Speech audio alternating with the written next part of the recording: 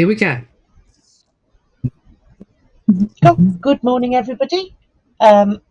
Miss J is, that's not what anybody needs to see this time in the morning. Yeah, That is the lemon drizzle cake. It is wonderful. It is it's your lemon drizzle cake now. I made it, handed it over. Those on the St. Supporters bus yesterday got a slice of lemon drizzle cake on the way down. So that's another good reason for getting on the St. Supporters Club bus. You might get lemon drizzle cake. So welcome, Ladies Wot Pod, episode 11. She's already tried to mess with my head by telling me it was episode 10 of series 2 of Ladies Wot Pod. So, quick introduction. I am Lis Saunders. I nearly forgot my own name then. Lis Saunders, and I am chairman of the St. Supporters Club. I am Chief Halo and General Rugby Gadabout. I think I'm a gadabout in rugby terms. A gadabout doing rugby stuff. I live in sunny South Northampton. It's a beautiful morning so far.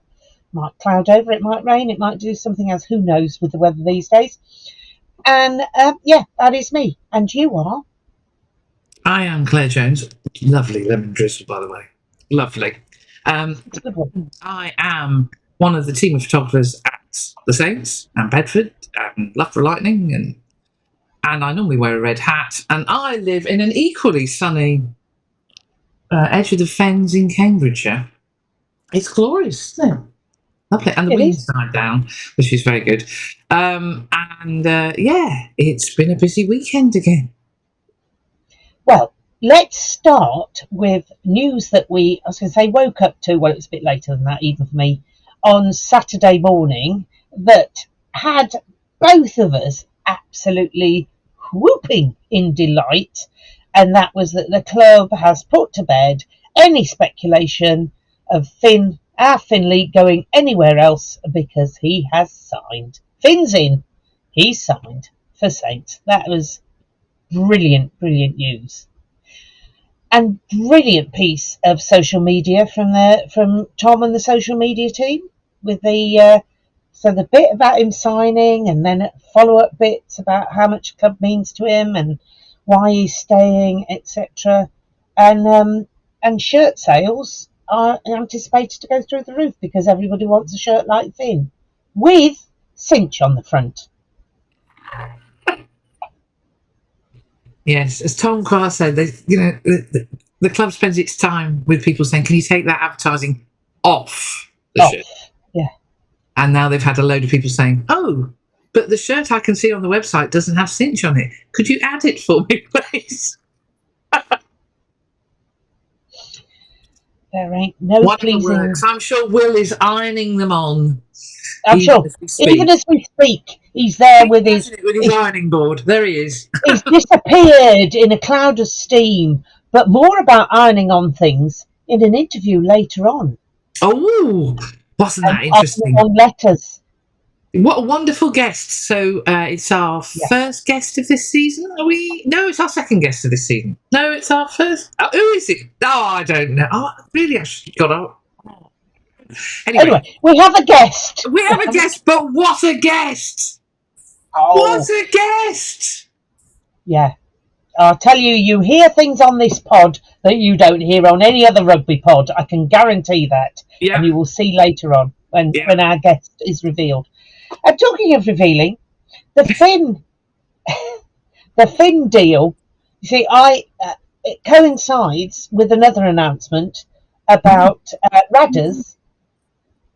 This is my spin on it. To fund us signing Finn, we have sold Radders into slavery with Scotland. Anybody who knows Radders knows the least likely person you could ever sell into slavery is Radders. But we done some deal with Scotland where he goes and coaches them for the autumn internationals and the Six Nations, and then comes back to us, and we'll see. And he was being asked several times by several people about kilts, when he was going to get one yesterday. Yeah, I asked him about the kilt. Mm-hmm. I'm going to ask him about... I won't tell you his answer, but it involved that he's practising. Mm-hmm. I'm going to ask him about his trainers because he was looking very coordinated yesterday. I don't know if you He was. noticed. His trainers matched steel. They look very good. He's very, he collects trainers. So I'm looking forward to the first tartan pair that we, Yes, what is his tartan? What is his tartan? Yeah. So I think reminds me of a joke. That reminds me of a joke. It reminds me of a joke. And it's a man being measured for his wedding kilt. And so the kilt maker says, and what's the tartan? And, she'll be wearing white, same as. On that note. Oh dear. Sorry. Shall we move on to that is wonderful news. We are so excited, and we are hoping that means that other signings will now follow on because people know where they are. Yeah. And it just and what Finn said about the club was quite moving. I thought that he obviously feels very at home here. So that's and I love the fact that TNT showed the piece of footage of him being hugged by his parents. And yeah. I mean, yeah. Well, my highlights of this Six Nations are Jude's response to him kicking the ball against Scotland, and then Hester's response to Henry. I'm really glad Finn is staying because of Jude and Andrew as well. Because I don't like saying goodbye to the players, but when we know their parents, it makes it even harder. Oh God, yeah. No, it's 10 times. I've not forgiven you, Aaron Ludlam. Don't think you get away with it. Anyway, moving on to yesterday. Ah, yes. Have you got the little machine? Is it there?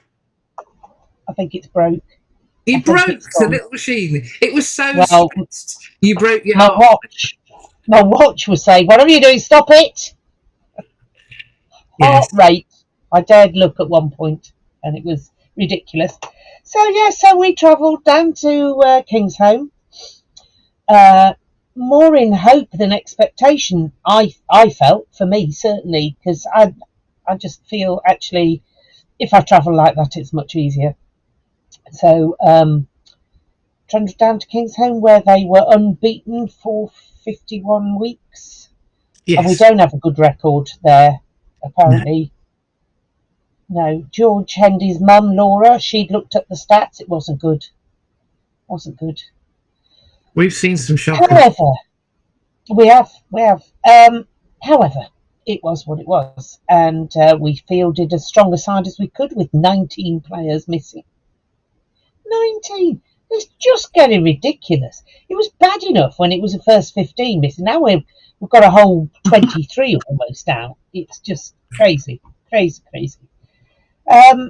So Gloucester are in a rebuilding phase as well, apparently. So one of the Gloucester supporter sitting next to us, who was very dry, really lovely man, and I said to him about 19 players, and he said, I think we sold 19 and certainly didn't replace them. Okay. Okay. Yes, there's a lot of unhappiness at Kingsholm at the moment. Yes. Yeah, and I'm not surprised.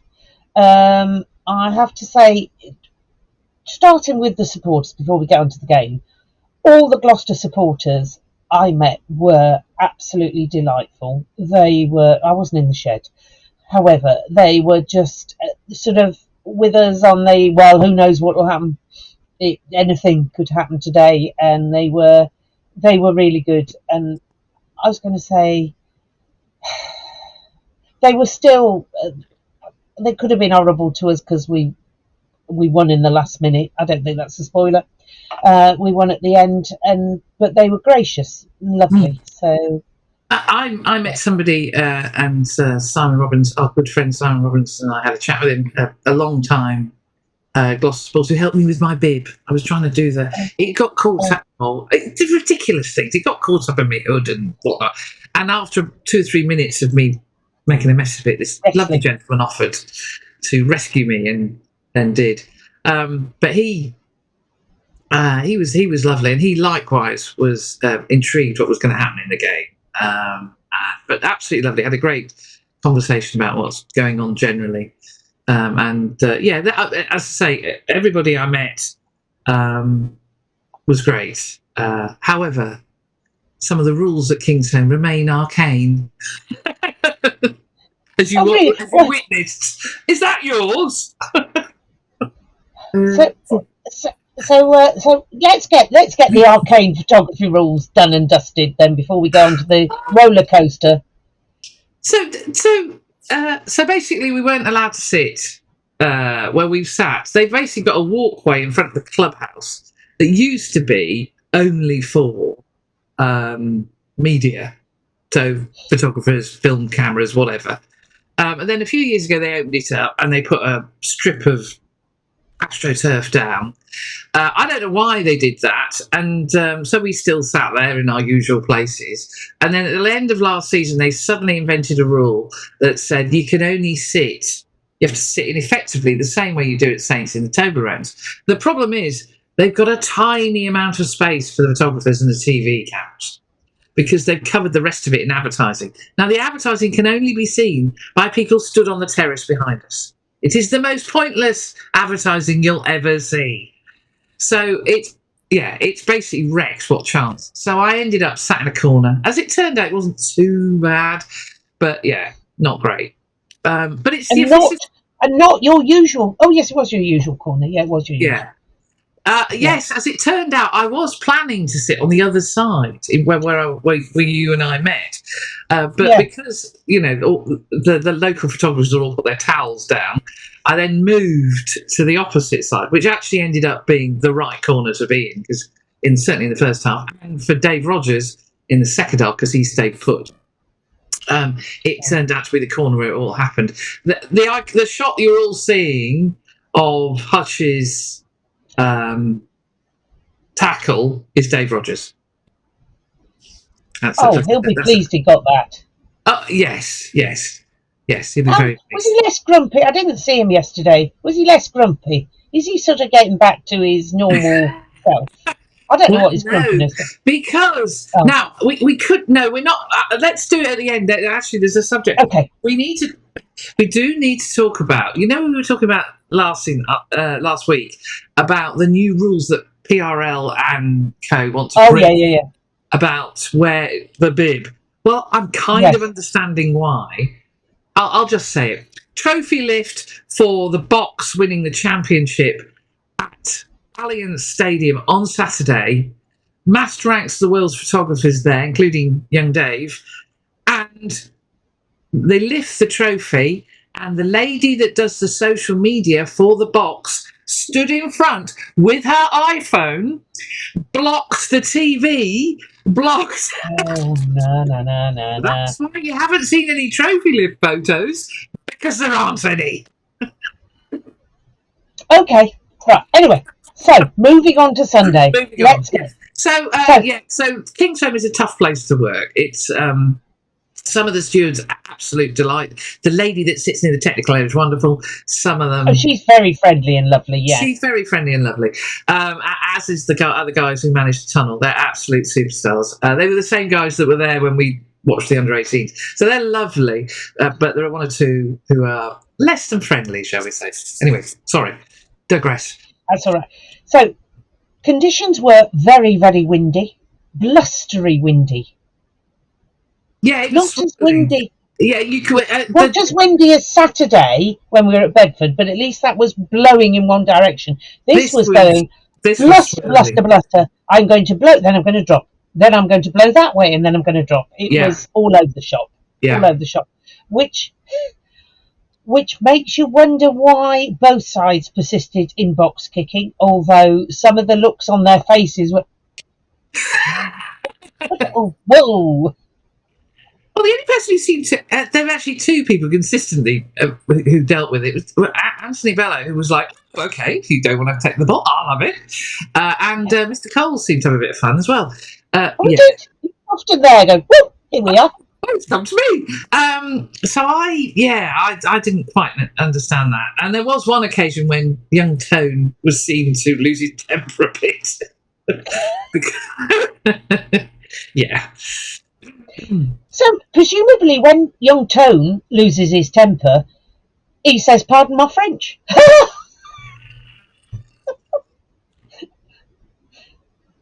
Here every week. Anyway. Oh, dear. So the game, was as blustery as the conditions. Really, first half was Saints in. This is familiar. Saints looking unstoppable, purring away. The midfield combination of Hutch and Litch, Hutchfield Litchington, as we renamed them because they seem to have swapped numbers and. This is part of your Victorian. This is part of your Edwardian musical. Edwardian musical. That's right. Yes. Musical, yes. And what particular talent do they have in this musical? Hutchfield Litchington. Well, Hutchfield. It's a double. Well, there's some discussion with the IT department as to whether it's a double-barreled name, Hutchfield Litchington, or whether it's Mr. Hutchfield Litchington, or whether it's Rear Admiral Montmorency Hutchfield Litchington. I'm not sure. We'll come back to you, but I think it possibly has a performing animal of some sort. Okay, right, yes, and he's performing goats. There was a suggestion that they might have been an explorer, so it would be they're performing African snail. There was, Africans, one of those big ones. Yeah, okay, right. Yes. Yeah. But who knows? I think needs to be polished up. It's quite a new act. A new act that needs a little bit of polish. Okay, very good.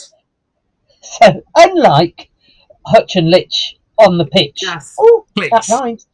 They were just awesome together. It was the defence. Well, actually, didn't need much defence in the first half, did it? But their attacking, the lines they were running were superb, absolutely superb. The scrum seemed to be, well, despite what Mr. Leal seemed to be seeing, the scrum seemed to be in the ascendancy the whole time, both halves. Can we go back just a moment? You not needing the defence. Mr. Hutchfield Litchington securing quite a lot of turnover ball.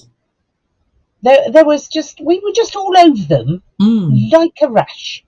It was it was a hell of a performance, hell of a first half performance. TP at his thundering best. The commander Callum Chick. I can't decide whether he's like a conductor or a commander. He's one or the other. He's commander. He's commander, isn't he? Steering it all. Commander. He's definitely a commander. Oh, what a signing! What a signing! Given the smile he has on his face, he's also thinking, "Have I come here? This is good." Yeah. I bet he didn't think that at parts in the second half, but there we go. This is all too familiar. Anyway, so all the first half, brilliant, until right at the end when they scored a try. Not a good time. And we all went in for oranges, and we're all going, can't happen again, can it? Can it happen again? It can't happen again, can it? No, please don't do it again. Yes. Please don't do it again. Please don't. Oh. Anyway, we trotted back out, and it happened again. So it was bloody awful, the second half.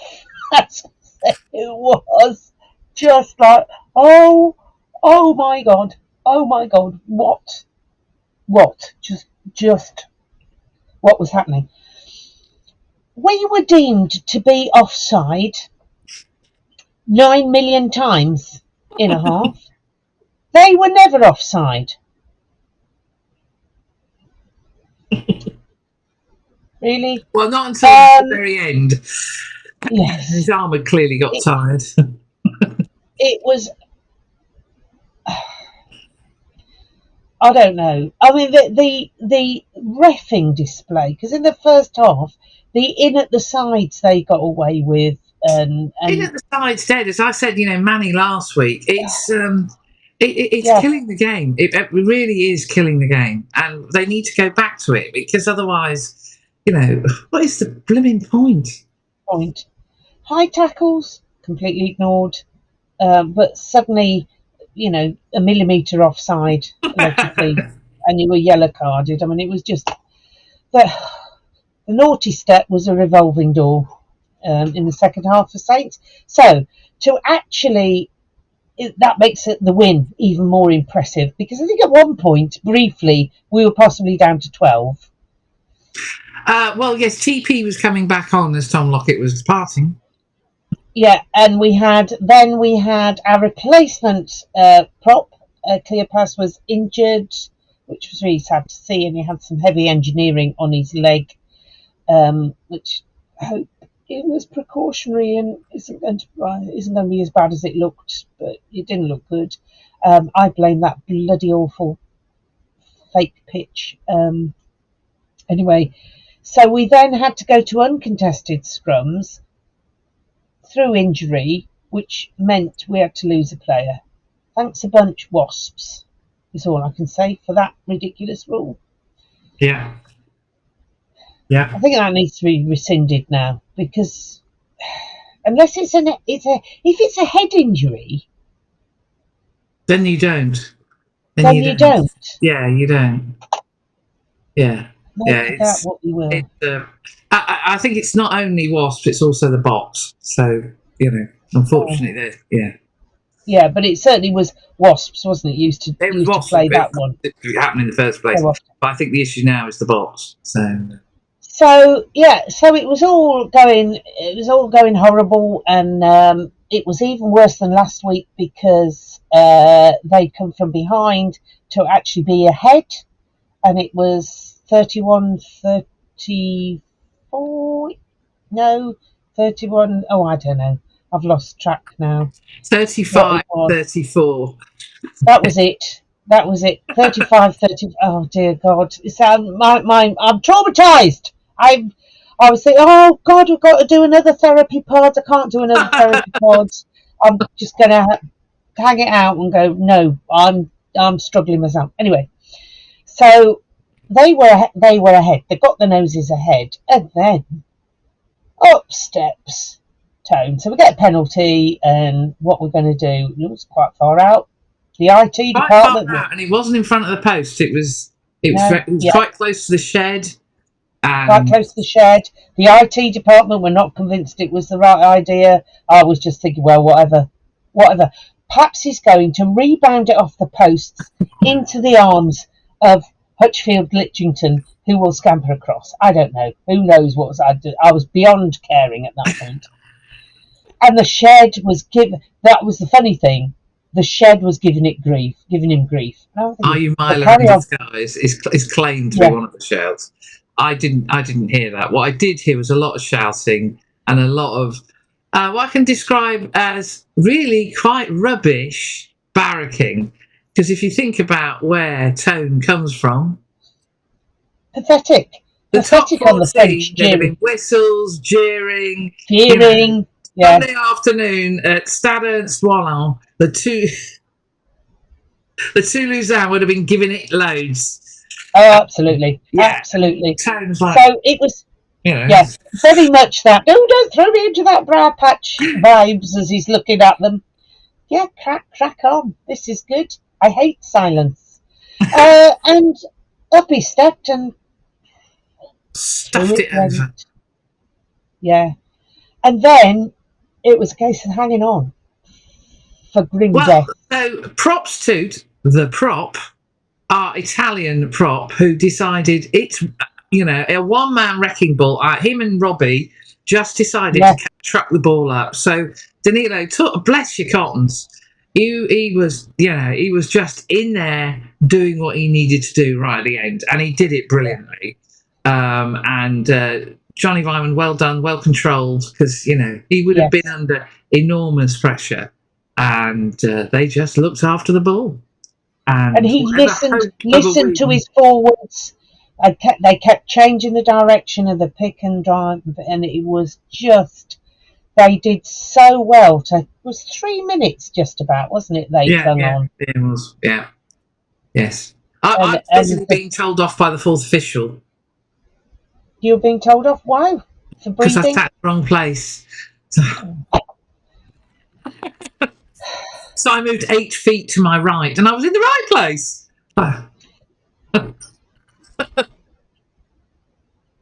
So, yeah, so great relief at the end. And I must apologise to those around me in the Stowford press stand that it was visceral, my rule at the end, I have to say. It was, yes, it probably did look like we'd just won the cup, but I was just so relieved that I hadn't got to do another therapy pod.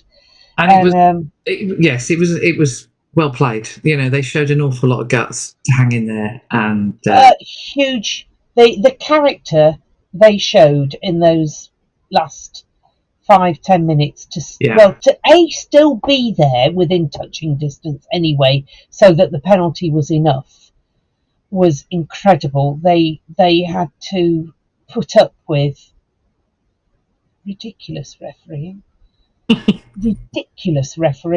And a Gloucester team with a lot to prove. So we got that win, and they have undefeated it for 51 weeks there. So you think he's been visited there in that time? Win. It was an excellent win. So we've got some awards to give out, and we've got some feedback from one of our avid listeners, haven't we? We have, and we cannot be bought for as little as a mince pie. Yes. Anyway. So let's start with the Ladies Wot Pod Player of the Match. Yes. Which is, and we're both in agreement with this one. Tone. Gotta be Tone. Mr. Anthony Bellow, congratulations. You are the Ladies Wot Pod Player of the Match. Nerves of steel. Honourable mentions to everybody else. But has to be Tone, that penalty. And Sgt Wilson Award. He's just made for it. He's just stepped into the role. It does help that he was sort of towering over Adam Lee. Callum Chick, well done. Yes. He dealt with Mr. 2 words. Well. Stay on side. Stay on side. Unlike Thomas Williams, who is won the get the was taken on one side by Mr. Leal and told off for demanding yellow cards because it's not in the spirit of our game. And spot on, Mr. Leal, and well done. He's the captain, for goodness sake. Absolutely ridiculous behaviour. So, well done, Cat. He was the calming influence. He played which, given he was having to put up with an awful lot of nonsense, I thought he did it really, really well. Commander Chick. Yeah. However, but we have a special award. I've created a special award because just because it was, as somebody said, they didn't expect it on their bingo card. This is the Courtney Lawes Exocet Award that goes to Hutch, because straight out it was reminiscence of Courtney for England against, was it Tonga? Fiji or Tonga, or I think it was Tonga. One of the islands. When he ran the length of the field and then took the guy out into touch. Yes. Yeah. And it had that look of it. Yeah. No, it was Ben Loader thought he was in, and he did. Yeah. A bit like that Islander in that game. He was also a tiger, I seem to recall, which made it even sweeter. Yes. And Hutch just took him out sideways. Yeah. Absolutely brilliant. So there is a special award for Hutch on that one. Yeah, the Courtney Lawes Exocet Award goes to. Yeah. It may appear later on in the season. Now I've invented it. Who knows? Now, what we can say is Hutch, of course, won TNT's player of the match. So if we, for those of you on Spotify, I am looking at pictures, and here he is being interviewed by the lovely. Oh, it's got a bit wobbly. There you go, Sarah Elgin, and there he's quite smiley. He's quite smiley, and with his bottle of water because they were just waiting for the studio to come to them. And then she asked the question about what happened. Yeah, The look on his face says it all, really. Yeah. You know when you have a lemon sherbet and you get to the bit in the middle. That's what he's just done there. That's the look, isn't it? That is the look. How tall? Here we go. Look at this. Actually, Dr. Jones. I feel very sorry for our new and welcome, Marco. Yes. Our new. Hold on. Let's see if I can actually get this. What are you doing? You're you go. You're in charge of button pressing. Well, yes, it was misbehaving. How tall is JJ? I mean, James Pace is not exactly short. No, he's not, is he? No, but look at our poor hooker. Is it Marco Manfredi? Is his name? And he's joined us. Fine Roman nose. Noticed. But JJ makes him look about 10. I mean, good grief. Dr. Jones thinks, my IT department thinks that Alex Cole is taller than him, and I think he's probably right, actually. I think he's probably right. But it's JJ has a... But what I can say, because I spoke to both of them, and also spoke to Callum, Anthony enjoyed his time at Kingsholm. I said, well survived, and he smiled. But I think he enjoyed... I think he revels in the crowd giving him a hard time. I think he does. Likewise, JJ just loved the fact, and I said, "Well, this is a classic English rugby club. This is one of the." And he said, "I absolutely loved it. It is brilliant, particularly when we got the crowd quiet." So he was clearly having a good time. And I felt that JJ, his game is coming on. You could see more why we signed him. He was getting the measure of what needed to be done, and he got through some. And Elliot will get it right. Elliot will get it right. Honest, he will. He's a big bloke. How can you miss him? Anyway, So soon, Elliot. Whatever you've done. Yeah, whatever you've done, you just not good. It's those artificial pitches. Any sort of anything below the knee that you've got a niggle on is going to be exacerbated by those pitches. So, and above the knee, looking at poor old Clear Pass. But yes. So negatives. Offside with the negatives. Yes, we do need positives. Positive. Oh well, huge positives. Huge positives. The midfield is clearly. I mean, there's a lot of talk about. I did like the fact that Prem Rugby hadn't twigged that Finn wasn't playing on Sunday. Oh, yeah. Whose rules are these? Somebody said to me, God, he must have been surprised when he woke up on Sunday morning. What? Heck! How do I get down there? So, yeah, we absolutely, it's it's madness.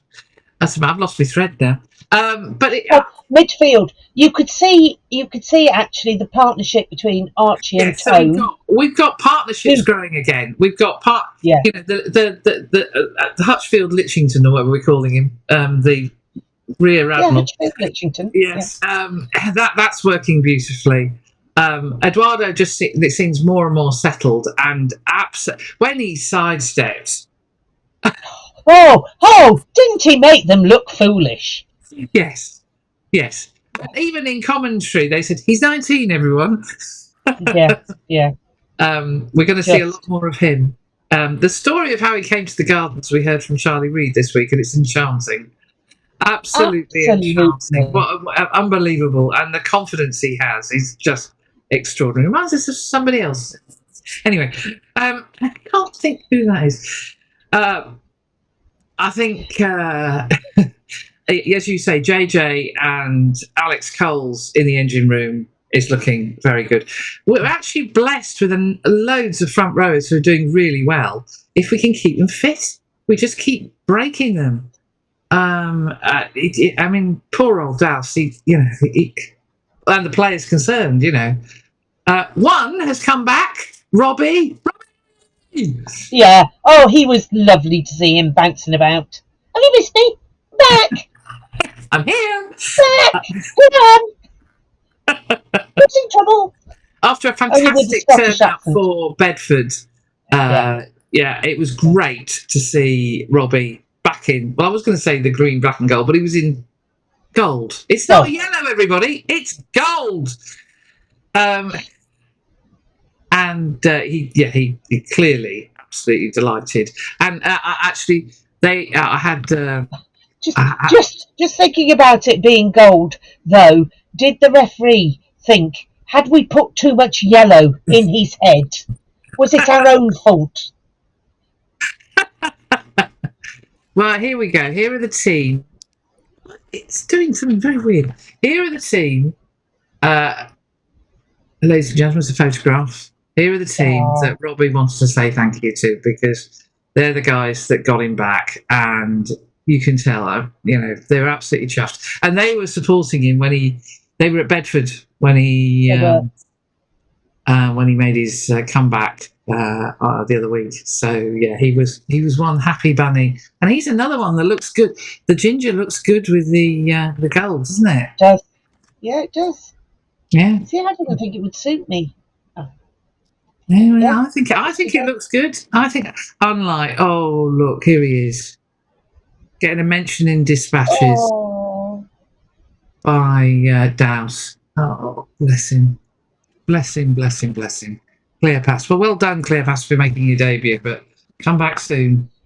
Yeah. We ought to do the.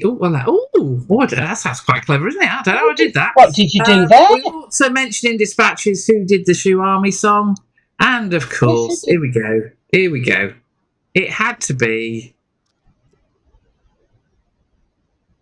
Robbie, Tom Lockett, the very elderly Tom Lockett at 23, and Rory. Today. I think it's today, isn't it? It is today. It's Tom Lockett's birthday. Happy birthday, Tom.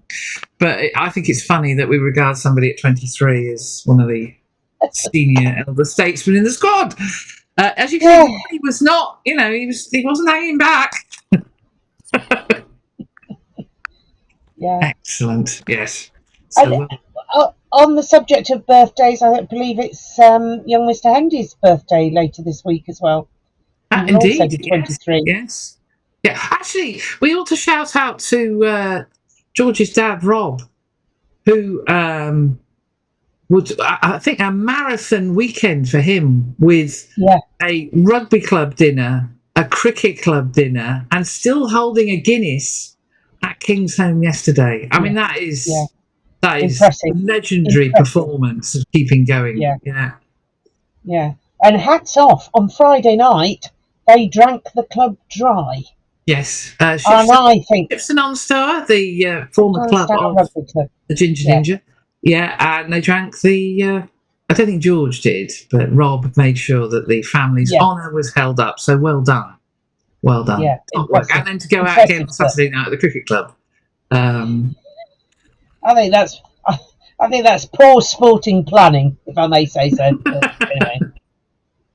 Anyway. So as it was a wonderful day in Kingsholm, although getting back on the bus, we all looked absolutely shattered. And I think if it taken it out of us, God knows what it did to the players. But say positives to take forward: the mental fortitude and our line out. Just a mention to the line out, Alex Coles running that line out when the personnel kept changing. Like, who's off? Who's in? Who's been sent off? Who's injured? And they kept it simple. I think just keep it simple. It's TP, it's Colesy, occasionally It just keep it simple. The problem was At he was going to one lift them in point- the air, you know. I thought we managed to confuse them by doing some dancing. Well, I don't know what we were doing. I mean, you would spot that We being, did- you know, the Morris. Yeah, we did a lot of shuffling about, and Yes. they threw ridiculously. So I did like it that we awesome. ended up with a back row of Callum Chick, Hutchfield Litchington, and Eduardo. Game attempt by Archie. No, we need to scrum off. Yeah, we do need to scrum up. Oh, okay, yes, I got that. Yes, so I don't think we'll hear that back row very often. Thank God. I don't think it'll ever start. Let's put it that way. No. So yeah, all in all, a job done in the end. But please, we had a bit of preparation, didn't we? A little bit of preparation chat with our guest about this game, didn't we? We did. I can't remember. Oh yes.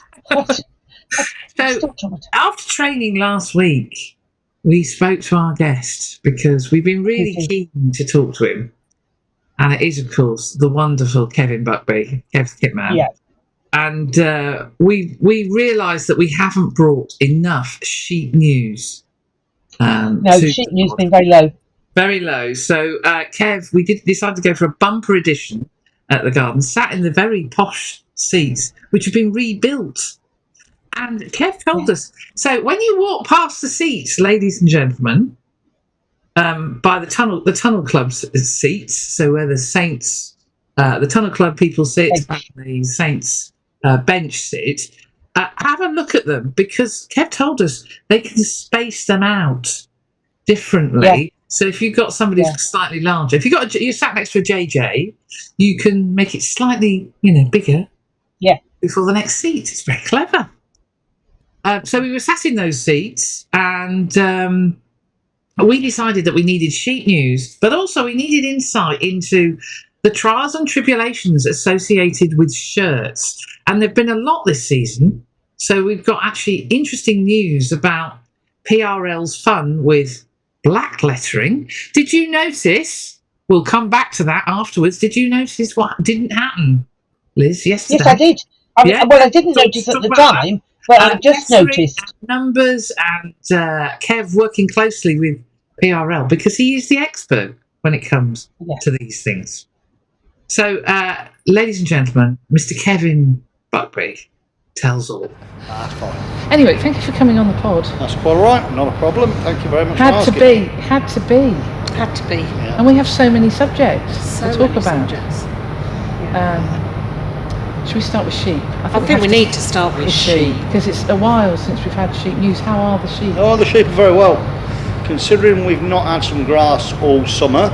But after the recent week downpour 2-3 weeks ago, the grass has come back remarkably well, and the sheep look remarkably well. Excellent.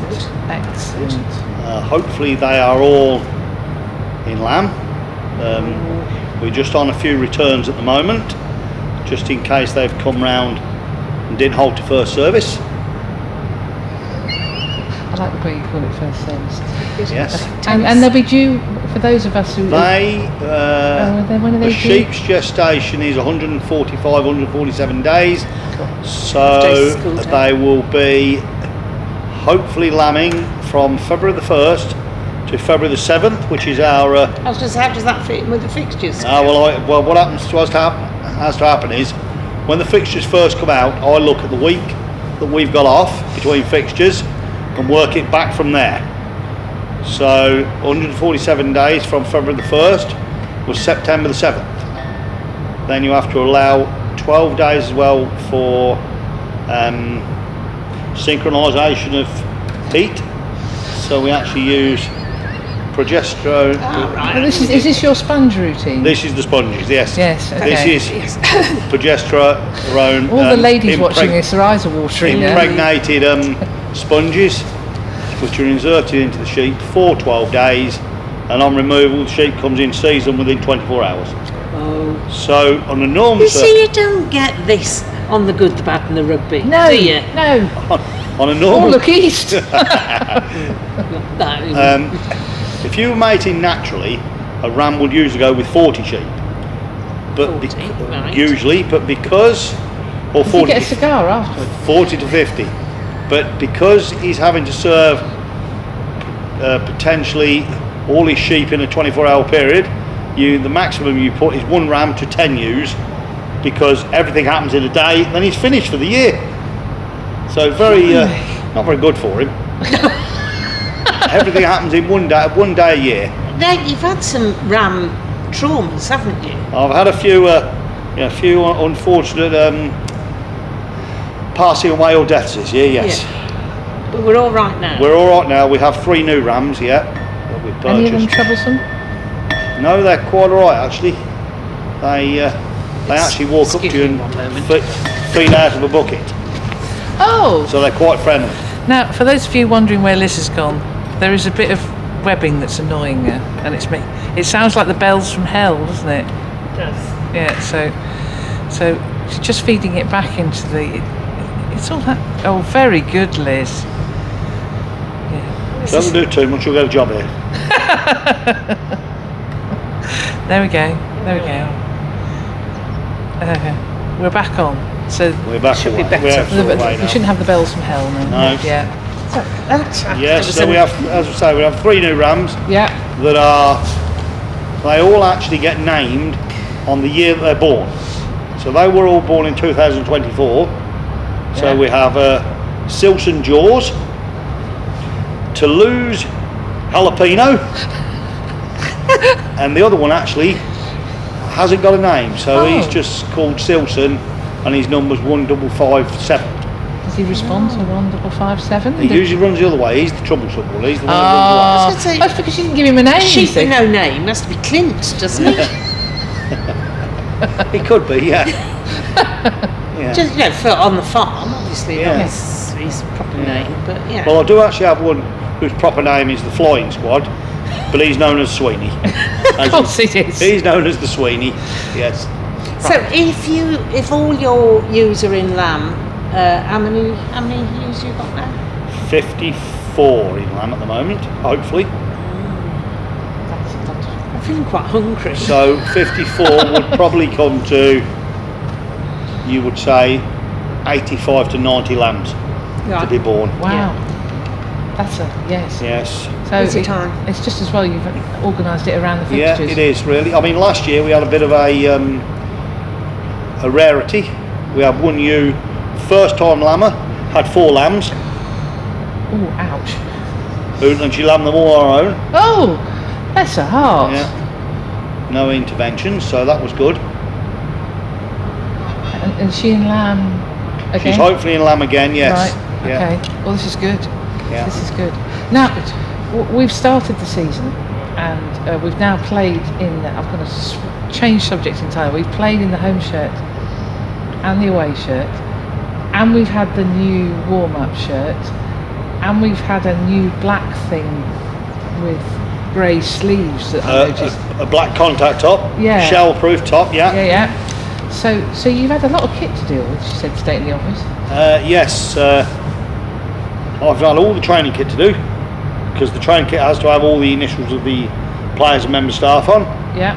And then we've done lots of numbers and names on the back of kit, and then had to change halfway through because the black numbers weren't doing very well, so we've had a second set of black numbers come through. And have you had any more letters after what happened to Exeter's kit? Well, this is the first week of using black letters, so we're going to see and hope that they go okay at Gloucester. So for those who didn't notice, what happened to Exeter's kit? We're not sure yet whether it was operator error or glue on the letters or a shirt material issue, but during the game a lot of the letters seem to have parted company with the They shirts. were out there What's somewhere. it to do with lying They'll be around? lying there Like somewhere, alphabetic spaghetti out But there. there is also if the letters weren't applied early enough to the shirts, Yeah. there is the fact that sweat actually does sometimes react with the glue and cause the letters to fall off of the shirts. So you were saying earlier, 48 hours. Yeah, they recommend that you do the shirts 48 hours before the game Yeah. to give the glue time to cure, and hopefully that works. So we will see what happens We will in see. Gloucester, whether there's alphabetic spaghetti for our black letters. Yes. Indeed. Which might be the black letters. Yeah. Yeah, we're hoping that it's the black letter problem or application problem, and that we've ironed that, so to say, ironed that problem out now. Excellent. So, putting all the initials on their training kit, does that mean that they never lose their training kit? Liz, I know that. the idea is that the letters are on there so that when they lose the training kit, we can return it back to the rightful owner. Having been in the barn for walking rugby and seen ever as the season wears on, the mountain of ever-growing pile kit. Whose is that then? Oh, yeah, okay. You will have noticed that when you've watched me come off the training pitch, every day I have at least 4 or 5 items that get placed in the back of the van. Yes. Do you charge them for returning Well, their I would kit? like to have an auction system and then put it into the beer kitty, but it hasn't quite got to that stage yet. And then you get somebody, well, he's not with us anymore. If you had somebody like Paul Hill miraculously can get into any size kit that's not his own. The letter system for Hill, never did count. And you've had some challenges with kit sizing this season so far, haven't you? With our man mountain. With our man mountain, yes. We used to have a problem before, as you know, with a certain Mr. Celesi Marfu, where we actually got by and Bird had made me kit especially for him. But this year, usually Macron 5XL was, well, bigger than anybody else. I mean, if you imagine that Fergie, when we had him, Fergie was wearing a 4XL. Yeah. Well, JJ Van Demesh needs 6XL. 6XL playing shirt, 5XL training wear, 6XL jackets. I tried his jacket on yesterday. And you've used it to camp out. No, I look like an Ewok. Exactly. Excellent. Right, It good. reaches the floor when I put it on. It's just thigh length on him. Yes. And has he actually worked out what size shorts he needs? He needs 3XL shorts. I mean, that makes him a sort of triangle. He said he hasn't got very big legs. This But is 3XL, probably anybody else having a 3XL, they would look big. But on JJ, with him having a larger upper body, yeah. Feet along Yeah. as well. Yes. I suppose. yes. Yes. Oh, wow. Yeah, right, we'll all be watching now. Now we're all going to look to him. He's super sleek from the waist down. So, how many games have you got up to now? It was 700. I think, I don't know exactly, I've not counted. It was, so last year it was 700 at the Bristol game, so I think we're something like 707. Wow. Just while we're on the kit situation, we discovered today as well that it doesn't just happen by accident, does it? There's a spreadsheet for who's wearing what away kit at what games. Yes, so at the beginning of each, well, before you get a new kit, you have to send the pictures to Premier Rugby to, they have to sort of look at it and approve it before you're allowed to pick your It's kind kits. of hard to imagine that anybody's approved some of the horrendous away kits we've seen. Well, over what the they years. usually say is your away kit has to be totally different to your home kit. Which is where Leicester went wrong last season. Yeah, let's run a black one, Yeah. which was, it's usually a lighter kit, Yeah. Yeah. which they prefer for their away kits. Yeah. And yes, and then as I say, once it's been approved, you get a spreadsheet come through that tells you what kit you'll be wearing at what game, and also the colour that the referee will be wearing. Yeah, that was what boggled Yes. my And brain. what colours have they got this season? The referees this year have either their sky blue or their mustard colour, Oh, Oh, mustard. mustard. Yes. Oh, or orangey colour. orangey colour. Yeah, Oh, so then they won't wear them for our away games. They've always been blue. yeah. Yeah. And then also we get a different. Unless at any time we're wearing our home kit when we're away. We're not this year, Okay, we're not. unless this we year. get to Europe. Yes, Because there's Europe. in Europe, Each you have to send away, and they stipulate the size. You have to send a full set of large home and away kit and the socks, and then they look at the kits and they decide what colour you will wear for each individual game. So you could actually be wearing your away kit at home in Europe. Oh, a bit If old they school. decide, but you can actually challenge it when it comes back, because some teams will say they've only got one kit, so they've not actually got a change strip. I think they're fibbing, Yeah, well, I suspect, but yeah. Yeah. far be from me to Name names. name names or pass accusations. Wow. So But you have we can't- sent this year's off to EPCR then? So are we? Or are we in No, the process? I'm in the process of sending it Right. off, Okay. yes. So that hasn't happened yet. No. Wow. Gosh. So as you're So in, what do they do with all that stash? Do they send it back to you? Do they keep it? no, they send it back. Oh, okay. Wouldn't surprise me. But as Somebody's got like a spare as you room will have remembered- chocolate full of. You were more likely there, Claire, when we had the kit issue at Claremont, Oh, with the president losing. when the his president, temper. loses, having a tantrum. Yes. 'Cause Over we in were in. we were in our home strip, and they were in navy blue. Yes. The players were quite happy. Yes. They could tell the difference. The TV people were happy, but Mr. President wasn't. No, and didn't he make Claremont come out in white in the second Claremont half? came out in white in the second half. Yeah. Yes, Yeah, because unknown to us, or at the time, they have a specific European strip, which is that navy blue. Yeah. Whereas usually when they would wear yellow, Yes. which we thought our home strip would be fine with. Yes. Yes, Yes, he got very cross, didn't he? I remember that. he did. Which particular humiliating trip to Claremont was that? It was also the one where we lost certain members on the journey home. Yes. Oh, right, yes, I know which one. Yes. Didn't get back to Wednesday, I think. No, that was the one. Yeah. Yes. Waking up in somebody's garage was that? No, it was in his house. Oh, We had the happy, famous words, Mooney's dead. Mooney dead. Mooney dead. But no, he's gambling Fortunate. around the Pyrenees even as we speak. Yeah. Yes. Yes. Yes. So you're off to Gloucester. I am off to Gloucester, yes. Yeah. So we've Only for the game, not going to Gloucester forever. No, don't worry. We're not losing Kitman Kev. And are there any It's a very small changing room at Gloucester, isn't it? It's a small changing room, and it's also one of those plastic pitches. Oh, do you get all the bobbly bits of? Believe it or not, pitch stains worse Oh, on a 4G pitch than it does on a mud pitch, because the black comes out the rubber and gets on the white kit or the lighter coloured kits and actually stains. The worst one was Worcester, when it was orange. it It's was orange. cork. Yeah, it was orange so cork. So the tannins came out of the cork and stained it completely. Yeah, because I remember you put your camera down, of course, pick it up, it's got bits all over it. Yeah. And at the end of the game, it looked like I'd been, on the Galwars. My hands were bright orange. Oh. Yeah, it or was. living in Deanshanger in the back in the day, in the Oxide Works, wasn't it? Yeah. Wow, that's going back a bit. But yes, yes, and it's a funny shape, the Gloucester one as well, isn't it? I seem to recall.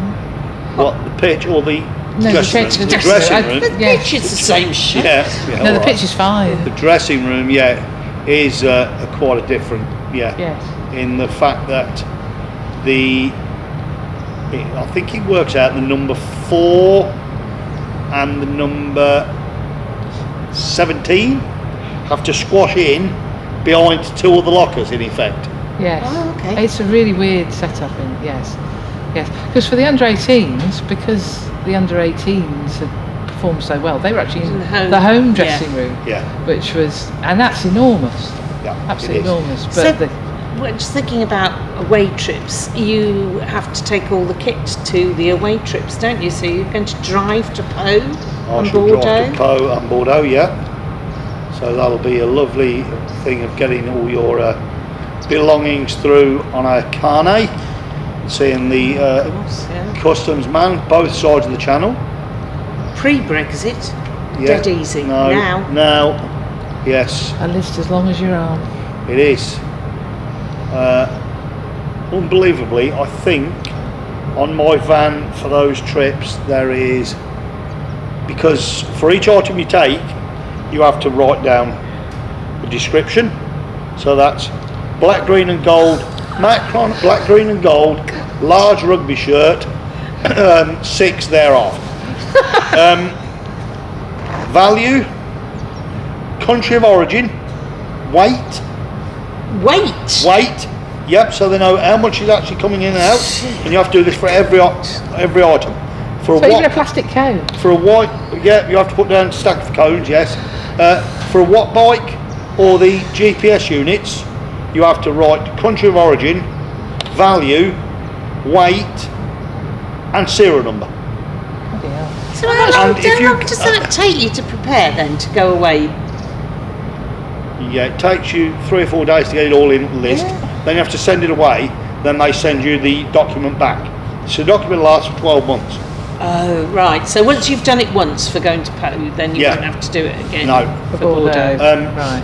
Unless you take something else. But if you change, like, You wouldn't, would you? if I've put down black, green, and gold kit, and we take the gold kit, Yes. when I get there, I have to verbally declare that the kit is actually different. And so there's, I think the value of the kit on the van is about £67,500. And if they want to, if you get obnoxious to the French customs officer, Or any customs, Yeah. other Yeah. varieties of Other varieties. customs officer are available. Yeah. yes, they can actually ask to see the radios, and they'll pick out a certain serial number, which is that radio. Oh, And ironically, on the radios, the radio and the battery have 2 separate serial numbers. Of course they do. Of course they do. Because But I did have an interesting one when we came back from Ireland, and the Irish security guard said, "Well, you're leaving the country. We're actually not bothered what you take home with you. We're just bothered what you bring in." well, yeah. Yeah. Good point. oh yes, because they But pre-Brexit, going to Italy, this was one of my better trips. We drove via Switzerland as we got to the Swiss border. There was 2 drugs dogs there. Completely empty the whole van.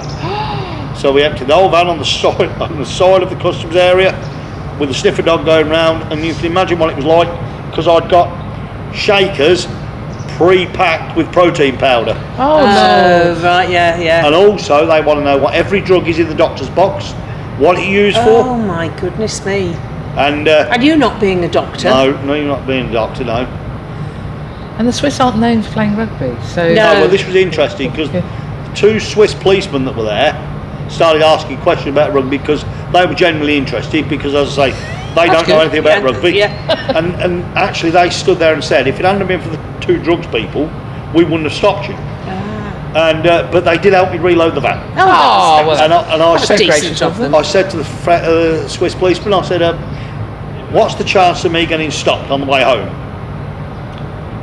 He said, have you been to a casino? I said, yes. Did you win? Yes. Oh, you were lucky. If you're lucky, you won't get stopped. oh, Okay. excellent. But they were 2 decent lads. The Swiss police, it was just the 2 sniffer dogs. You couldn't even speak to them.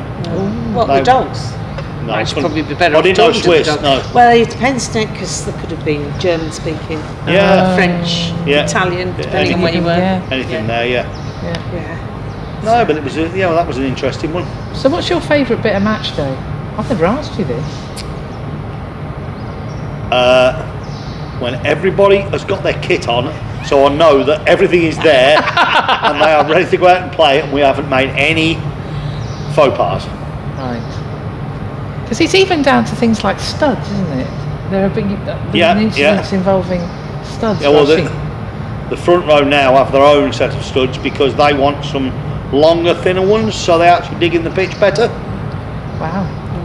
And the worst nightmare is Adidas studs, because normal Gilbert studs that we get are about 30p each. Adidas studs, being Adidas, different thread, £1.50 each. Wow. Oh dear. And a different thread. And a different thread. Do we have any forwards that wear Adidas? Yeah, a few of the second rows, Second rows for you, isn't it? Finn wears Adidas, doesn't he? yeah. Yes, he's got that patchwork quilt That's it, yeah. that they wore on the lines. I think Mitch wears Adidas as well. A6, a few of them, wasn't it? A6 are the wider ones. They're Yeah. good. Yeah. It's all Because I'm just glad that we didn't get a certain Will Skelton. Will Skelton has Adidas has A6 boots, size 19. Oh, 19. We're almost back to Salacy in his size 20s with that. Wasn't he size 20? No, he was 16s, but very wide. But very Very wide. wide. He No. was almost as wide as he was tall. Yeah. Wasn't Um, it? Anchoring. Yeah, I think Will Skelton at the last count he got about 20 pairs of boots in his house in boxes because he was worried that they were going to stop producing them. Wow, so he's got a stock. He's just got a in stock case. of them, yeah. Blimey neck. And the kitman used to have to carry them with him because the kit bags are not big enough to get Skelton's boots in. So the Saracens kitman used to bring them with him. Okay.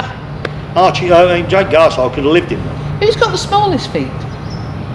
Probably Aidan Pugh at the minute. Well, yes, that would make sense. Yeah. It used to be Jake Garside. Well, yeah. Yeah. Size 9, 8, 9? I think they were 8s, yeah. Same as me. Yeah. Bless. Yeah, and the biggest bugbear for me, or is now, is the amount of players that wear cut-off socks. Oh yes, how are the socks? Because you were Well, they worried you were went going to wrong. have sock I problems. haven't washed the home socks yet. They are still awaiting to go in the wash, but I think I've got to stop the fabric conditioner going in with them because I believe the blue fabric conditioner is dyeing the white on the So, ladies ladies and socks. gentlemen, for those of you who are just new to the pod, last season when Mrs. Jones was taking photographs, and she said, "Those socks are blue, they're not white." And we were looking and they were, and indeed you have a bit of old sock. Yes, Fergus gave me a bit of blue sock. Right. Because yes, I was worried that my camera had a problem because all the socks were blue, but then I realised the camera didn't have a problem because all the strappings were still white, and it was that point I realised. And then talking to Kev, But it was Sockgate, and they'd Bit of gone a blue. sock disaster. The Academy have washed this year's home socks, and they have gone blue. Oh my goodness! So that is why I'm going to try it without the fabric conditioner and see if we can alleviate the problem. How much is it worth that we give him pink fabric conditioner just to see? We could run a whole experiment on this. Have you tried that stuff you put in, that oxy stuff? It has the oxy stuff in it, doesn't help, doesn't get it back out. Oh, there you Because go. the fabric conditioner is the last thing that goes in. Yeah. We had this problem, you said about pink, we had this problem when I played at Kettering. We sent the forward shirts home with one player and the back shirts home with another. The backs came back because Kettering's colours is white and royal blue hoops. Yeah. So they came back sky blue and royal blue. That was the back shirts. The forwards came back pink and royal blue. Pink? Due to the fact that one of the players' wives' red underpants had actually got in the wash, and so we had pink and blue shirts. Excellent. Well, back in the day when Looking a bit tie-dye probably, rugby weren't they? jerseys were that heavy cotton, and Towcester used to play in maroon but with white collars. Yeah. Well, that was ridiculous because they were only white for the first game of the season. Try as you like, there was no way you could stop Well, that. Get them Ketchup's- clean and stop it bleeding into the collars. Kettering had the same problem because they were white and blue, so Yeah. they didn't You just stop. couldn't do They it, didn't could stop you? white very long. Is the white on the God, we're getting into detail on that. Is the white on the collar and the sleeve okay? Is that Yes, because different material? different material. So Right. it's a polyester material, whereas the cotton material used to take the dye in. That's right. Yeah. Yeah. So what is are the socks a mixture? Well, I believe they must be, but they're Must be obviously. to absorb it, Yeah. mustn't they? But Well, you- if anybody out there has got any ideas about what Please is, let who knows who's listening to us, Yeah. who might be some sort of molecular chemist or Yeah. something. Wow. Well, Last question, because then we'll let you escape to your washing, because it sounds like you've got a lot. Where's your favourite ground to go to? Obviously, you're not allowed to say here, because we all love here. Or Kettering. No. I actually love going to Munster because the atmosphere. And that's a lovely changing room, isn't it? It is, yeah. Yeah, I remember once you showing me a certain wall. With a hole in it. No, it hadn't got the hole in it, but you did explain about the hole. Yes. And our former Argentinian lock putting his head through it. That was one of the cheapest repair jobs to get out of. What did it cost? A pair of Dylan Hartley shorts, because the team manager's wife had got the same initials as Dylan Hartley. So the man said to me, "You find me Dylan Hartley shorts," he said, "and I'll repair the wall for you." Seems fair. Excellent. Seems fair. Seems fair. So for those of you who don't know the story, who did what to the wall? So during the warm-up, a chap called Ignacio Fernandez Lobe, Nacho to his friends, decided during the warm-up that he was going to headbutt the wall, As you do. and he put a hole straight through the wall. Being This just, was not a brick wall. no, it was stud petitioning, so it was just a plasterboard. But yes, Yes, it's a lovely changing room. Who was the most surprised when that happened? probably Nacho at the time. Yes. Excellent. No, the Munster trip is a good trip. Yeah, great atmosphere as well. Yeah. That's also where I'd be going back to the Strand Hotel. It was the most surprising thing I've ever had. Driving along the road from the ground Yeah. in the pouring rain, if you can remember. Yes, I remember it well. Two Irishmen who were larger than life decided, knock on the window, "Where are you going?" To the Strand Hotel. Well, so are we. So they both climbed in with me. Both of them were larger than I, but we had a common theme straight away. They both played in the front row, Excellent. so that was excellent. And they both were from farming backgrounds. Even better. So the trip from the ground back to the hotel was a very enjoyable one. I'm dreading the moment when they come to Northampton, because they say they're going to find me out and they're going to take me into Northampton for the night. So I may not be seen the next morning. Yeah, well, for several mornings. Yes. Yeah. But no, it was great, and proper Irish hospitality that was. Excellent. Excellent. Good Well, times. thank you, Kev. You're a That's Thank you star. very all right. much, Kev. That's okay. Delight. You've done the Ladies Wot Pod Player. Good. Yeah. Thank you And very much for that. You will get a cake. And you will get a Okay. cake. Good luck with your Very washing. nice. Thank you very much. There we go. So what didn't happen, Liz? Our letters didn't fall off. No, our letters, unlike Exeter's, Exeter. didn't fall off. Not one, not a single letter fell off. Yeah. So all that guidance, all that thought, 48 hours, make sure you apply. 48 hours. You see, we've got the expert. We've absolutely got the expert. So it's obviously not the fabric, or it might be the fabric because it's a different kit. Yes, Because we're there back is a question mark about the Castore kit. from story There's a kit. question mark about sweat. So As you yeah. heard. Anyway, the sweat bit. So Yes. we dealt with it. So well played. And So- in other sheep news, Ooh.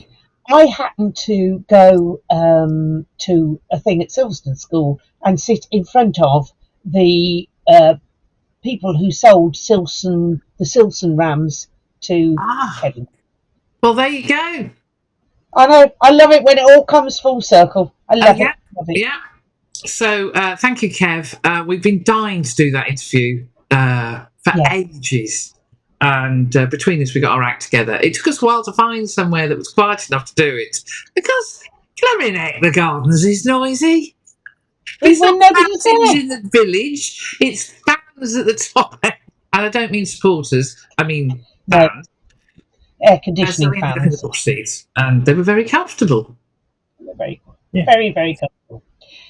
So So, we had some Academy news as well, didn't we? we did have Academy news. So we were talking to the lovely Charlie Reid about Edo and how he came to present himself to the Academy and what a little star he is. But he was telling us about the current Academy and the stats, Mrs. J, that you took note of, because I don't do stats. Yes, it's from IT department. I'll love this number. So 26% of our current academy come from Northampton School for Boys. A state school, just remarkable, absolutely remarkable. And well done to everybody at NSB. My IT department is an old boy of Northampton School for Boys. And he proceeded to try and make some, when I was discussing it with him yesterday in the car, some arcane reference to the fact it used to be a grammar school. And I got very confused what his point was. It's a state school, always has been. And well done. Well done. Just on a flip back to proceedings yesterday, not to do with the game, but to do with the wraparound of it. Oh. We met some of the Gloucester, the Kingsholm version of Halos, so everybody's on it now. Everybody's seen this as a good idea, and they were delightful, absolutely delightful. And they've got on their hats, "Here to help," and we're going, "Here to help." You're not happy to help? No, he completely got our drift about. Yeah, we're not happy to help. And he said sometimes I send people in the wrong direction on purpose. Well, No. I don't want to hear of a Halo doing that unless it's to somebody that's on my list. Andy Farrell, Is your Steve list? Baldwin. It's an official list of people you can send in the wrong direction. So that was quite that was an entertaining, a little sort of professional exchange of experience. And you wanted to talk about food in the press room. I did, yes. Food in the press room. Well done to Gloucester for, not that I partook because I'd had something to eat in the car on the way down, because I don't like to eat too soon from the game. A full roast pork dinner. Yeah, apparently potatoes were a particular highlight. Lenny and Graham were, in fact, all the media team were munching away quite happily. But there was much trauma when it was announced that the cakes would not be delivered until after the game. Oh. So no pudding. Good job you had your own until you've done the supply. game. Yeah. But it did look, the roast dinner did look particularly nice. So well done to Gloucester for that. Not that I wouldn't. One little plea: can you bring back the bottles of water? Because there was no water there, so I was parched by the end. Yes. Yeah. Another thing, just about the weekend and I was going to say, what happened, Quins? What happened? We were all getting quite excited. What happened? But you noticed something about crowd size. Well, there were less than 17,000 at Welford Road for a big game such as Quinn's first home game of the season. And reports are that the corporate boxes, many of them were empty. So this is not a good sign if the biggest club in the country is suffering that way. Dr. Jones and I have noticed that Sales crowds, again, their first match of the season. This was a Thursday night, and it sounds like this experiment didn't work. But there are reports of crowds being much smaller around the country. We, of course, a bit like Bath, sell out. So we sold out the Exeter game. We've sold out the Tigers game. Now, it's not uncommon for us to sell out the Tigers game. So, props to our commercial team. They're doing a cracking job, and keep going, guys and gals. But we do need to look at what's happening with crowds, because it's not looking good. I think they made the mistake at Tigers about extending the ground. They got a bit beyond themselves, didn't they? I think they got a bit eyes bigger than the stomach, because it's not worked. I don't think, if it's been full, it's only been a couple of times, and it's you're better to leave people fighting for tickets than to be giving them away. In my head. One of the things, and we'll come on to a certain person who we bumped into over the weekend. We've talked about the deliberate connection between the supporters and the club. and Leicester seem to have it. Their part of their culture is there is a big gap between the supporters and the club. They don't engage with the wider community. Our lads are in schools, they're coaching, they're doing all sorts of stuff, and it's not just the academy that get sent out to do it. You will find some of the senior players are out there coaching and teaching, and it's lovely and engaging. All of them engage as much as they can with the supporters, both after the game, but generally within the community. They see it as their obligation to be part of the community. Tigers almost deliberately will not engage. They train away from Welford Road.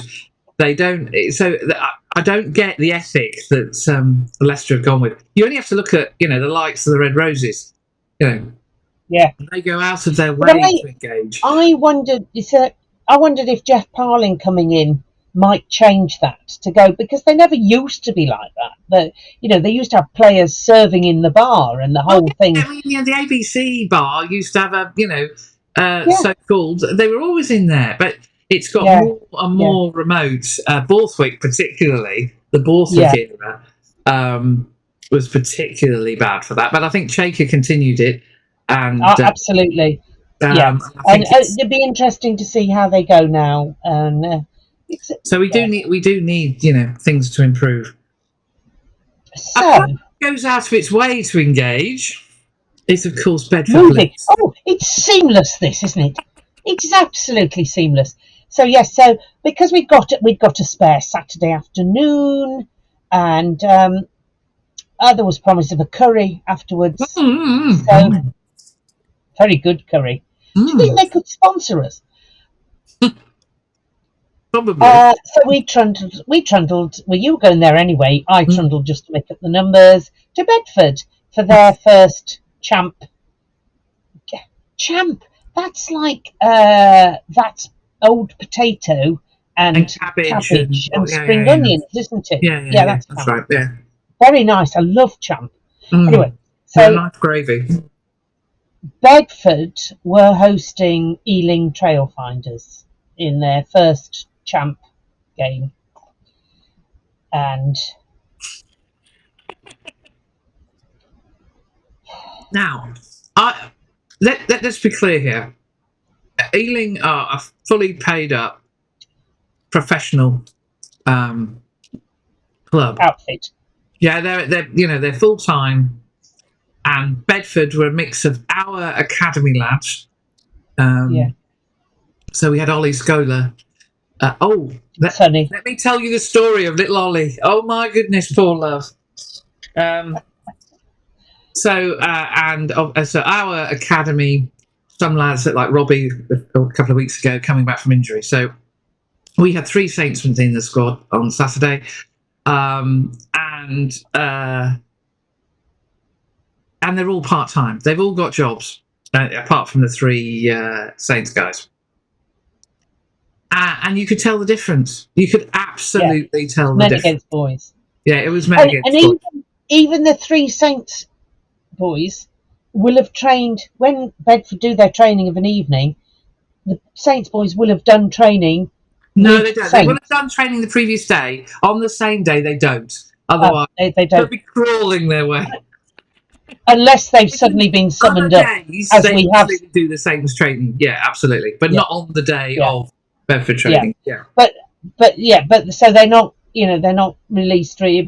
But sometimes they do find they have to go to Bedford when they haven't been expecting to, so they might well have done a day's training. Or so it's a spinning top with James Paceforth the other week, where he was with Bedford and then he was with us. So yes. So it really showed, and I thought, Ealing looked good for the top again. I have to say they played well. They played some entertaining rugby. They got some fast backs and fast forwards. But they're a bit cynical. They're a bit Saracens-like in some of the stuff that we're doing, and I didn't like it. No, it's not. It's not great. What I would say is, yes, Yes, you just reminded me that cynical is absolutely the right word. It's trying to take off a centre when it's your number 8 that's been. Oh yes, they got a yellow card. Unfortunately, the assistant referee, and we had an unusual referee. A lot of people saying, has he been demoted? No, last man standing.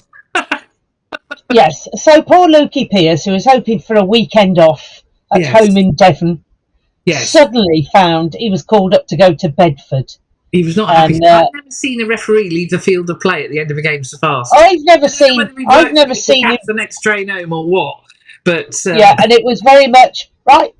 80 minutes. That's it. Off we go.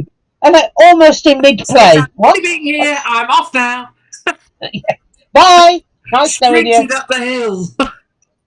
Actually, he had a really good game because he had to deal with all sorts of old nonsense. He did. Luke had a really good game. Missed some high tackles, but yeah. Well, yes, but again, he can't see everything, and the assistant referees, I think, will have learnt loads from him.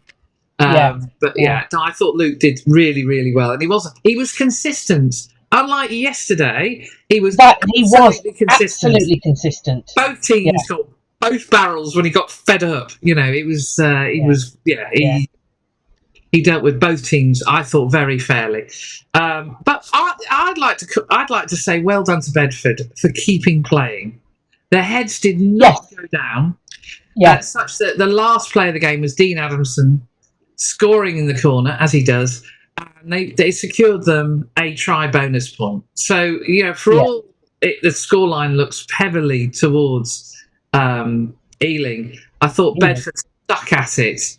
I thought it was a really weird atmosphere in the ground because they'd had to shut one end because of the trees, and actually that did have an impact on everybody. Was like they were in the wrong place and they didn't have to cheer or do it. It was really, really strange.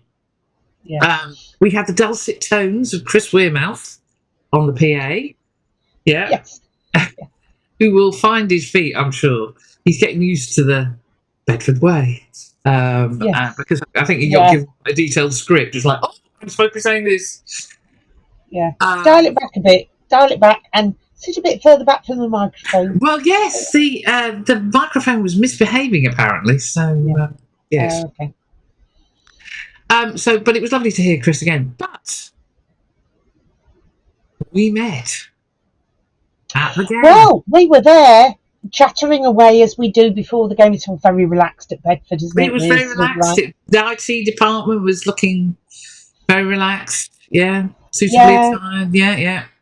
And then contemplating whether to go for a cup of tea, and then suddenly I get a tap on my shoulder, on this shoulder. I turned around, there was no one there. I was about to take the IT department to task. So I knew exactly what had happened. And then on the other side was our Saint CEO Julia. It was Stealth CEO. Stealth CEO. In disguise. Hat, high collar. Yes. Yeah. Playing trickery on the Ladies Wot Pod as well. Yes. So she's become a recent listener and has to listen to us speeded up. So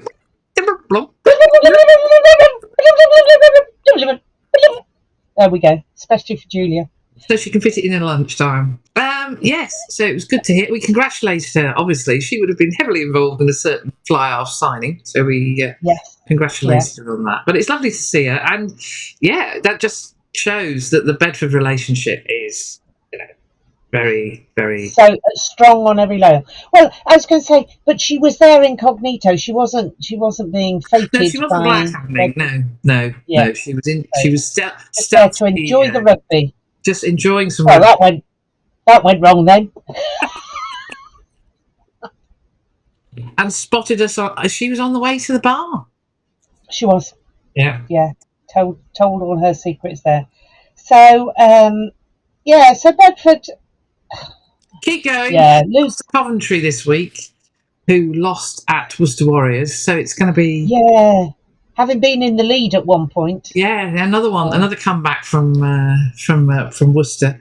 Worcester, another club who spent heavily, so it will be very interesting. I think the Worcester versus Trailfinders is going to be an interesting. Yes. fixture. Yes, I haven't seen any of the Clubber TV. I haven't paid because, of course, I was there. So Well, I exactly. haven't paid another Exactly. subscription, but I don't know how it went. Yeah. I've seen lots of clips that look quite good, but yes. So so Bedford, keep going, keep your chin up. You know, it's going to be a good season. Poor Ollie Scholar. Up. Come on, you're gonna. Yeah. See what you did there. Yeah. Ollie Scholar, bless his cotton socks. Ollie, who's in our academy, came on in the second half at loose head prop. Lovely chap. We'll have a huge amount of time. He's a friend of the pod. And Ollie came, I had a chat with him, and he said, I said, well done. You know, that was a tough old game. And he went, oh, yeah. I kept going.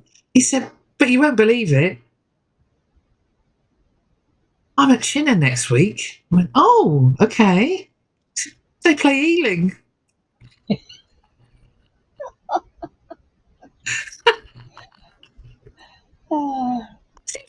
Harsh, but you know. And Chinner are getting the benefit of the wisdom of certain If we hooker. believe it, Curtis is over there. So Ollie will have a friend. Yes. Do you think they just went Douse and Vesti just go to Chinner. Just go and do whatever you want at Chinner. Just get out my ear. Because of course Reese Marshall used to coach there. So there is a did he? Yes, and of course Reese is now one of the coaches with the academy. So there is a connection. Yeah. So keep going, Bedford. And Sherpa 2 is trying to contact me. He's trying to get photos again. He wants me to do something. So I better go and look at that in a minute. But we do have two videos from... We do have two videos from Towcester.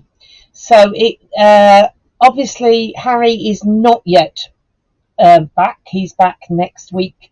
Very excited about next week because they're doing training in the barn before the Tigers game, and he's coming with me to the Tigers game. So that's all very exciting. And then they've got Towcester Festival on Sunday, so he'll be an exhausted little mini rugby player by Sunday night, I would think. Well, they both will because I think they're both doing training. But it was Bedford Festival yesterday that Alfie was involved with, and here's the video, and I'll explain a little more after that.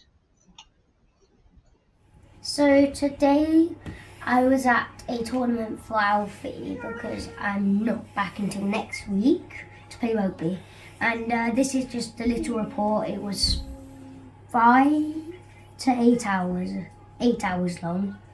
You were out the house for 8 hours. Yeah, but it was 5 hours long. We had pizza, we had ice cream. Alfie scored a try, which for some reason was unfairly not given to him. But then when we talked to my coach, he said it was allowed because there's the two-step rule. It was quite good. We had lots of fun, very tiring. But I'm back next week on the Saints pitch and I'll be able to do my reports again. You looking forward to coming back? Yeah, it's going to be good. Is it going to be a busy rugby weekend next week? Yep. What have you got? We've got a Saints game and we're doing some Saints training with my new boots. And then? And then we're watching the game. And then on the Sunday? Towcester Festival. Sunday, we've got the Towcester Festival. I didn't know that. So That's it. So, I made a friend that I played with at the festival at Bedford. And it was really fun. And when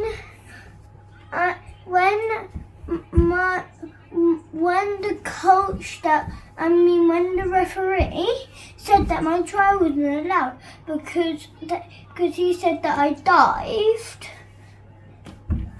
because he said that I slipped a little bit before I actually made it. And when I fell on, and when he said that I didn't make it across the try line. But I think your coaches thought you did, though, didn't Yeah. they? And I had really fun.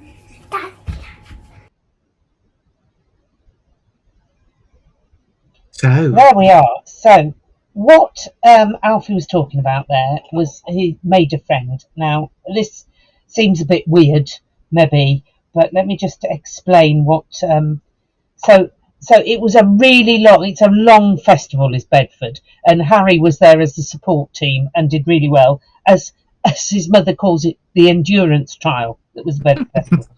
Alfie wasn't in the same team as his two best friends, which is possibly a good thing, possibly a bad thing. But because if they're together, you know what it's like at that age, they only pass to each other, and but he made friends with a lad called Henry, who he doesn't know either from school or Beavers, and they had a great time. By the end of the day, they were giving each other piggybacks up and down the pitch. So I think that's obviously, new players to Saints. This is what we do, this is how we do it. So, but I just love that spirit of rugby thing going on there as well.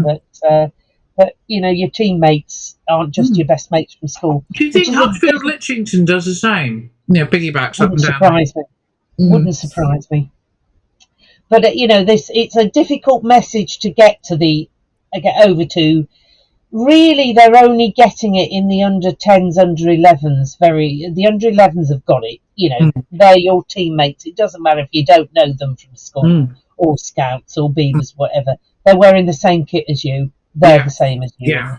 So hats off there to Alfie and Henry. So very good, very good. Walking rugby, you'll be pleased to know we haven't got a video from Walking Rugby. They had training last week. Numbers are still quite good there, but still come along. You'll get a go. It's all very exciting. And I think in the next couple of weeks, we're due to have one of the Saints players come along. Ooh! Well, the last one I remember was Sam Matabasi. Yes. Who said he was knackered when he, Yes, it was harder than he expected. So I think it's maybe the week after next, but I don't know. Turn up, get yourselves involved before the player comes and find out. Yeah, that'd be good. What other news? Oh yes, Saint Supporters Club running a bus to Bristol. If you're going to Bristol, you might as well. Trust me, it is worth going on the coach, if only for the support. You're all feeling the same, whatever happens on the way home. And I think it was a good debrief, so we all got that. So have a look at signing up for Bristol, and we have our AGM and quiz. The two are not the same; they are just happening on the same night, on the 30th of October. AGM first, then the quiz after. Tickets to the quiz are on sale now. Teams of 6, get involved, and that reminds me I need to send an email to somebody. Yeah, very good. So this is a big week. The big week. The biggest week. The biggest week. Tigers. We will start it at training, and there is a certain milestone. Apparently so. Yes. Which we will celebrate when it happens, because we can't assume. Yeah. No, because no. Who knows? Who knows? I think there's going to be some interesting selection calls. Because how do you? I mean, number one, the fact there's the 4 of them, 4 to bring into the team is a lot. But also, how do you drop tone? Lowering the tone is just not on, is it? Really? It's going to be fascinating, that. I mean, he must have signed that Finn was. It's like number 1 driver in a Formula 1 team, but he's played so well. How do you not play Finn? It's just Archie. That he needs a rest. He needs to get his head in the space. So Mitch, that's all right. Henry, we can just unleash the Henry anywhere, really. And then there's Fremo. And Fremo, that's less of an issue. Yes. Yeah. Yes. So it's a big week ahead. Bedford are off to Coventry. Loughborough, their season doesn't start for another couple of weeks, so we've got a bit of time away there. It's all eyes are on the Gardens. All eyes are on the Gardens. It's hotting up. It's the East Midlands derby. It's huge, and both teams will want to win it, which is the statement of the obvious. But if you remember, it is a match that we don't have fond memories of last season. No. So but, we draw a line under that, and we move gaily on to see how we go. Yeah. See what we can. What new roller coaster? I think we've done Pepsi Max, the big one. We've done the log flume. What does this bring next week? Oh, what's the one at Tivoli Gardens? The python that goes round and round and upside down. Oh, I don't know. What's the one at Alton Towers where you drop into the hole? Any of those, and all, we will revisit. I'm sure. The little wooden one at Tivoli Gardens with the little wooden break. That would be much more, Yeah. The little wooden ones, the Grand National at Blackpool. That was always a nice one. The little caterpillar-y one that you get on with the kids at Wickies. That'd be all right. Yes. The little dragon with the Mad one Mouse that I could just about tolerate. Yes. Yes. So if we could go to that level, I'm with you. Yes, absolutely with you. Yeah. So whatever it is, we do it together. Yes. We do it together. And support the team regardless. We're blessed with a wonderful club and a wonderful team. And yes, bumps in the road are all part of the fun, ladies and gentlemen. You just say enjoy fun. And they're ours. Our bumps in the road. Anyway, so that was episode 11, series 2, Ladies Wot Pod. Enjoy. Bye. Bye.